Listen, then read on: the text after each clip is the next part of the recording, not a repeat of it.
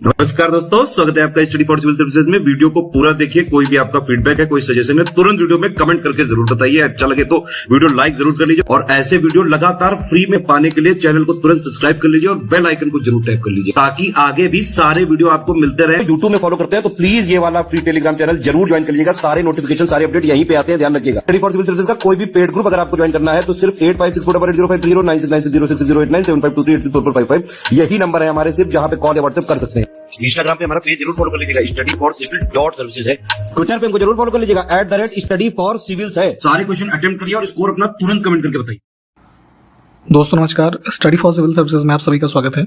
यहाँ पे हम जो यूपीपीएससी प्रीलिम्स एग्जामिनेशन के लिए पेड क्विज देख रहे हैं, कंटिन्यू करेंगे और ग्रुप्स हमारे स्टार्ट हैं लगातार एडमिशन के लिए। आप डिस्क्रिप्शन बॉक्स खोल करके देखिए इस वीडियो का, हमारी कॉन्टैक्ट डिटेल्स वहाँ पे लिखी हुई है, आप उस पर कॉन्टैक्ट करके एडमिशन ले सकते हैं। ठीक है, स्टार्ट करेंगे। काफ़ी बेनिफिशियल होता है, ये सारे क्वेश्चंस एक्सपेक्टेड होते हैं, तो प्लीज़ फॉलो किया करिए।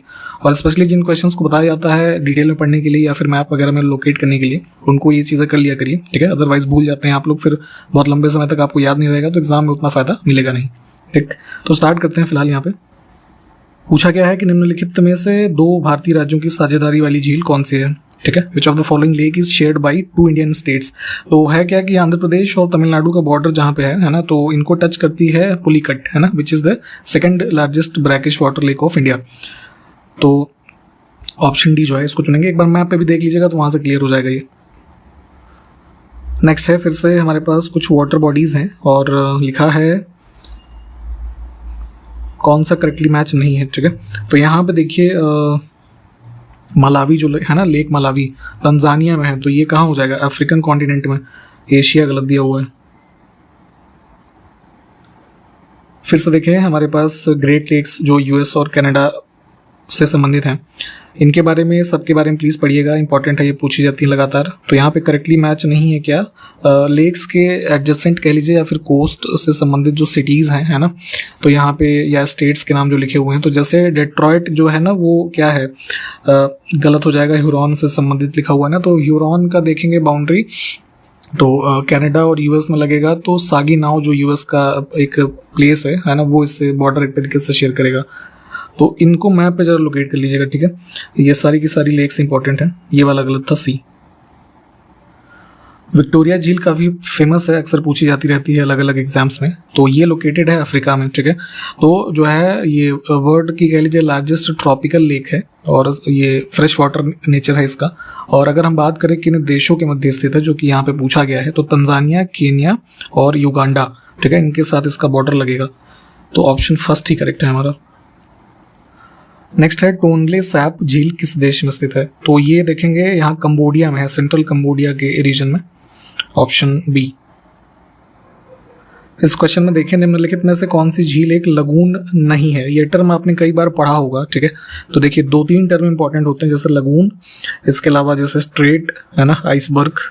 तो लगून में क्या होता है कि ये बेसिकली एक शैलो वाटर बॉडी है, ठीक है, जो कि सेपरेट हुई है किसी लार्जर वाटर बॉडी से। ठीक है, तो जैसे फॉर एग्जांपल कोस्टल रीजन में इंडिया के हम देखें तो हमारा यहाँ पे जैसे चिल्का लेक ओडिशा में, अष्टमुडी केरला, पुलिकट अभी हमने ऊपर जैसे बात की थी। ठीक है, तो ये सब क्या है, इधर जैसे बे ऑफ बंगाल और अरेबियन सी में, ठीक है, ये उस लार्जर वाटर बॉडी से ही एक तरीके से सेपरेट होके इनकी लोकेशन है। लेकिन पेरियार लेक जो है ये केरला में ही है, लेकिन जैसे नीलगिरी हिल्स वगैरह से सराउंडेड है। ठीक है, तो ये एक इनलैंड टाइप की है ना, जो है लेक हो गई हमारी, कह सकते हैं। ठीक, तो इस वजह से ये इसमें हमारा एक लगून लेक नहीं होगा। तो यहाँ पे ये आप समझ गए होंगे। बाकी जैसे स्ट्रेट होता है, तो स्ट्रेट में क्या होता है, दो लार्जर वाटर बॉडीज हैं, तो एक नैरो स्ट्रिप जो वाटर बॉडी की उन दोनों को कनेक्ट करेगी। ठीक है, तो वो क्या होता है, स्ट्रेट हमारा होता है। और जैसे आइसबर्ग क्या है, तो वो एक लार्ज पीस ऑफ आइस है ना, जो कि फ्लोट हो रहा है ओशन में, तो वो आइसबर्ग होता है। तो हालांकि वो थोड़ा अलग कॉन्सेप्ट है, बट यहाँ पे ये 2 टर्म के बारे में जानते रहिए कि ये इसकी क्लासिफिकेशन होती है, और बाकी जो इसके एग्जाम्पल्स यहाँ पे जैसे लिखे हुए हैं ये आपको पता होनी चाहिए। भारत का सबसे छोटा राष्ट्रीय उद्यान कौन सा है? तो स्मॉलेस्ट एरिया वाइज रेफरेंस में बात कर रहे हैं, तो लगभग 5 स्क्वायर किलोमीटर का एक नेशनल पार्क है, protected area, Andaman Nicobar island में। ठीक है, और इसका नाम क्या है, south button island national park. तो ऑप्शन फर्स्ट को चुनेंगे। अच्छा, एक क्वेश्चन यहाँ पे आप ये जरा आंसर कीजिए कि विच इज द कह लीजिए बिगेस्ट, है ना, नेशनल पार्क ऑफ इंडिया। इसमें से कौन सा युग्म हमारा सही सुमेलित नहीं है? हमारे पास कुछ नेशनल पार्क्स की लिस्ट है और रेस्पेक्टिव स्टेट जहाँ पे वो लोकेटेड है। तो इसमें जो है सिमलीपाल जो है ओडिशा में है, मध्य प्रदेश गलत है। निम्नलिखित में से कौन लद्दाख का रामसर स्थल है? ठीक है, तो जो कुछ हमारे वेटलैंड्स होते हैं प्रोटेक्टेड एरियाज, उनको रामसर साइट का स्टेटस ग्रांट किया जाता है। तो उसमें से जो लद्दाख में है वो ये है सो मोरीरी, ऑप्शन फर्स्ट। ठीक है, बाकी जैसे पोंग डैम और रेणुका ये सब हिमाचल प्रदेश में है, हरीके जो है वो पंजाब में है। Total number of Ramsar sites कितनी हो गई हैं बताएगा कोई? भारत में ऑलिव रिडले समुद्री कछुओं के लिए दुनिया का सबसे महत्वपूर्ण घोंसला समुद्र तट कौन सा है? तो बेसिकली जो एक टर्टल की टाइप होती काफ़ी फेमस है ऑलिव रिडले, तो ये नेस्टिंग इनका पॉइंट है हमारा ये ओडिशा कोस्ट पे गहीर माथा जो बीच है। ठीक है, तो यहाँ पे marine wild life sanctuary, option D हम चुनेंगे। ये काफ़ी पॉपुलर है, हर साल यहाँ पे जो है olive Ridley turtle for the purpose of nesting जो है ये इनका यहाँ पे होता है। तो ऑप्शन डी जो है इसको ध्यान रखेंगे, ओडिशा में है ये। इसमें से कौन सा एक वलित पर्वत नहीं है? माउंटेन्स के टाइप्स आप पढ़ते हैं, फोल्ड माउंटेन, ब्लॉक माउंटेन, है ना, जैसे रेसिडुअल माउंटेन्स भी कुछ हैं। तो यहाँ पे अगर हम देखें तो वॉसगेस और जैसे यूरोप में राइन वैली, ठीक है, ये सब हमारे एग्जांपल्स हैं ब्लॉक माउंटेन के, फोल्ड माउंटेन नहीं है। ठीक, अन्य ऑप्शंस जो है वो सब फोल्ड माउंटेन के एग्जांपल्स हैं। भारत का प्राचीनतम पर्वत इसमें से कौन सा है? ठीक, तो यहाँ पे आप जो राजस्थान से लेकर के दिल्ली तक की रेंज देखते हैं अरावली, ठीक है, ये सबसे ओल्डेस्ट माउंटेन रेंज है। निम्नलिखित में से कौन से पहाड़ या श्रेणियां नर्मदा और ताप्ती नदियों के बीच में स्थित हैं? मध्य भारत में आप देखेंगे तो सतपुड़ा रेंज जो है ना, इसकी बात हो रही है। इसी में से देखते हैं कि जो हमारा जैसे नर्मदा है तो इसके नॉर्थ ईस्टर्न पार्ट से निकलती है सतपुड़ा के। इन चीज़ों को प्लीज़ देखिए, मैप में जब तक आप लोकेट नहीं करेंगे तो याद ही नहीं होगा ये लंबे समय तक। ठीक है, तो प्लीज़ पढ़ने के साथ साथ जो है लोकेट करिए, तो वहाँ से ज़्यादा अच्छे से याद रहेगा।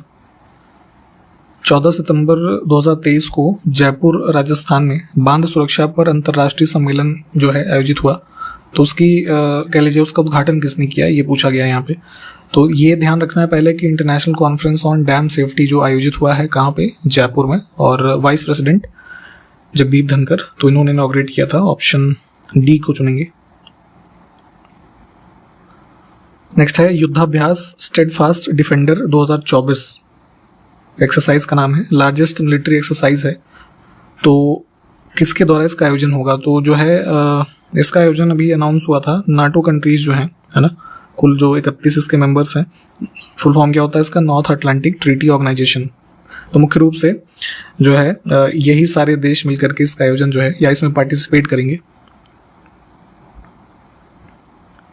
19 सितंबर से 23 अक्टूबर 2023 के मध्य सुब्रतो कप आयोजित होगा, जो कि अंतर्राष्ट्रीय फुटबॉल टूर्नामेंट है।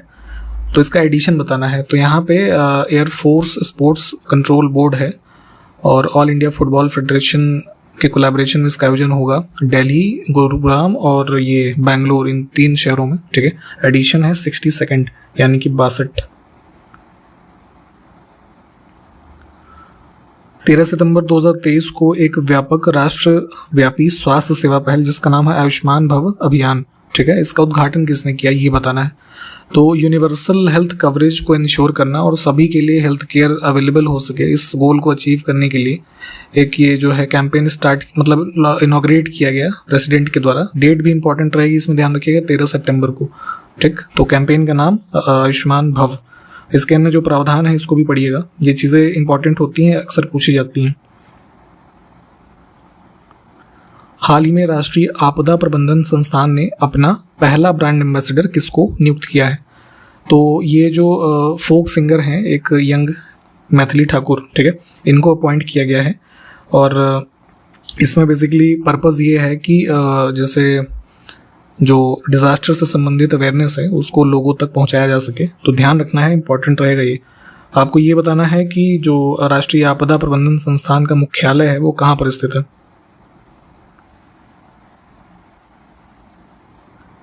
उत्तर प्रदेश का पहला ग्लास स्काई वॉक ब्रिज का निर्माण किस जिले में किया जा रहा है? तो अभी रिसेंटली अनाउंस हुआ है, इंपॉर्टेंट रहेगा।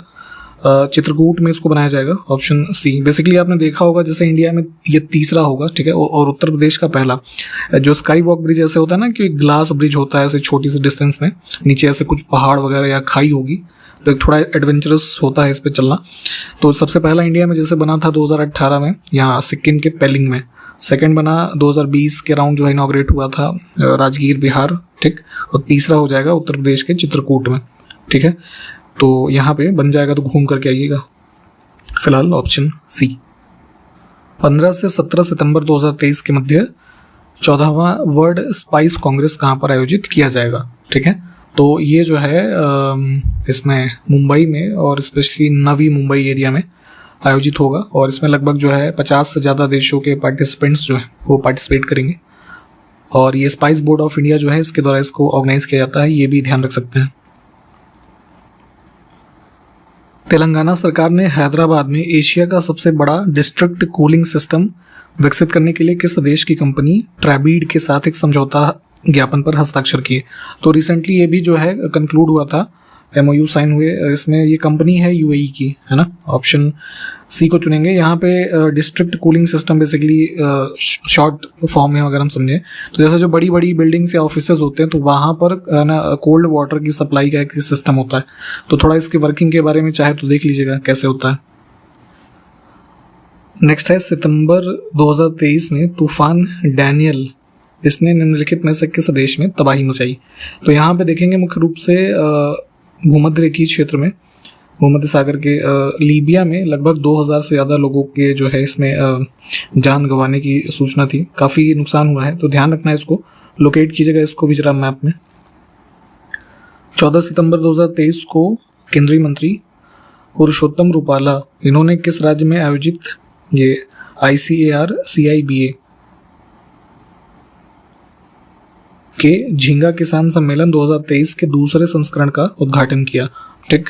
तो ध्यान रखना है बेसिकली क्या है कि गुजरात के नवसारी में नवसारी एग्रीकल्चरल यूनिवर्सिटी है, ठीक है। तो उसी कैंपस में इस कॉन्क्लेव को आयोजित किया गया जो कि सेकेंड एडिशन है।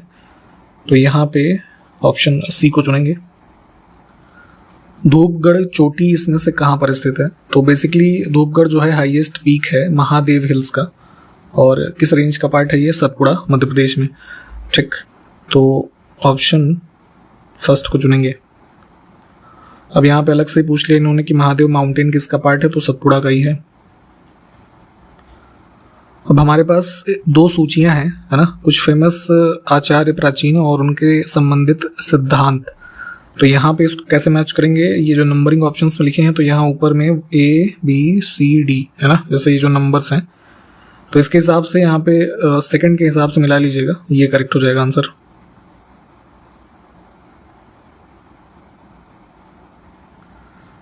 निम्नलिखित में से किस शासक ने विक्रमशिला विश्वविद्यालय की स्थापना की।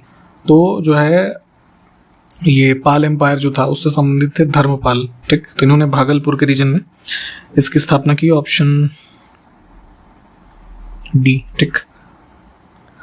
दो सूची फिर से है, कुछ फेमस शासक हुए राजपूत टाइम पीरियड से संबंधित और संबंधित उनका क्षेत्र, तो उसको मैच करना है। तो यहाँ पे डी ऑप्शन के हिसाब से इसको मैच कीजिए।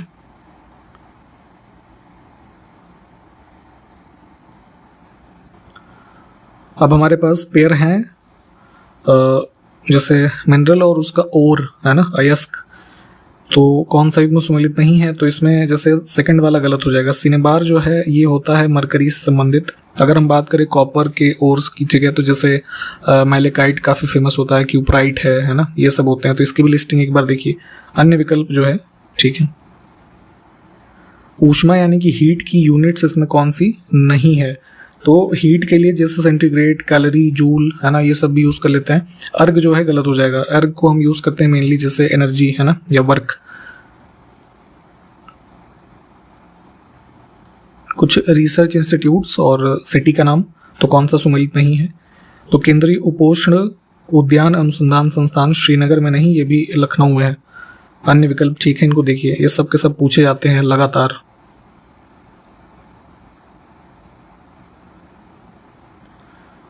नेक्स्ट है ट्राई, निम्नलिखित में से किस क्षेत्र की नियामक संस्था है। तो रेगुलेटरी बॉडी है ट्राई, फुल फॉर्म इसका होता है telecom regulatory authority of India, ठीक है। इसको bye act of parliament establish किया गया था फरवरी 1997 में, ठीक है। तो जितनी भी टेलीकॉम से संबंधित सर्विसेज हैं, जैसे जो भी आपके रिचार्जेस वगैरह हैं, टैरिफ्स है ना, इनके रेगुलेशन या अन्य जो उससे संबंधित मतलब स्टैट्यूटरी प्रोविजन है, उनको रेगुलेट करना, मैनेज करना, ये सब मुख्य रूप से इनका कार्य है।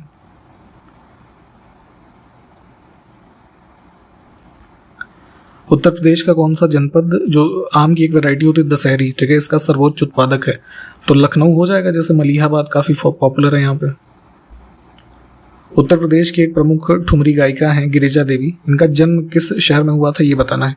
तो ये जो है 1929 में बनारस यानी वाराणसी में इनका जन्म हुआ था। हाल ही में किस राज्य में सारागढ़ी स्मारक की आधारशिला रखी गई है?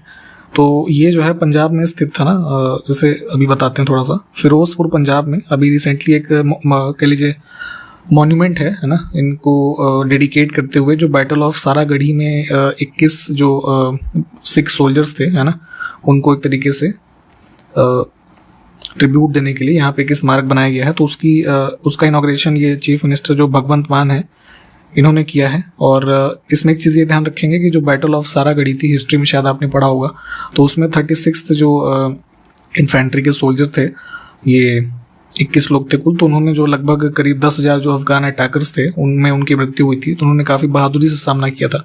इससे संबंधित एक फिल्म भी बनी थी अक्षय कुमार की, केसरी, है ना, अगर आपने देखी हो तो याद होगा आपको। तो इसको भी ध्यान रखेंगे। और इसका जो डेट था क्या था, बैटल ऑफ सारागढ़ी की, है ना, 1897, ठीक, सितंबर था ऑलमोस्ट।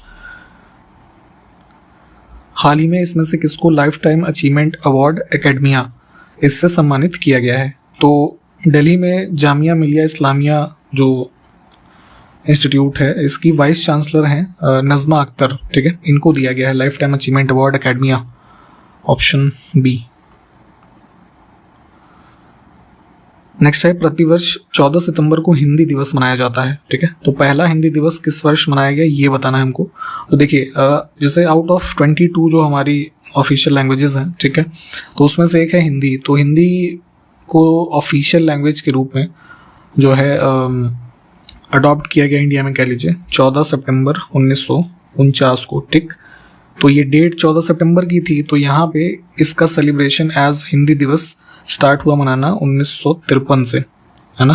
तो इन दोनों चीज़ों को ध्यान रखना है। हाल ही में द जेंडर स्नैपशॉट 2023 नामक रिपोर्ट किसके द्वारा जारी की गई है? तो बेसिकली एक प्रकार की ये प्रोग्रेस ऑन कह लीजिए सस्टेनेबल डेवलपमेंट गोल्स, है ना, के ऊपर रिपोर्ट लाई गई है यूएन के अंतर्गत। ऑप्शन फर्स्ट को चुनेंगे।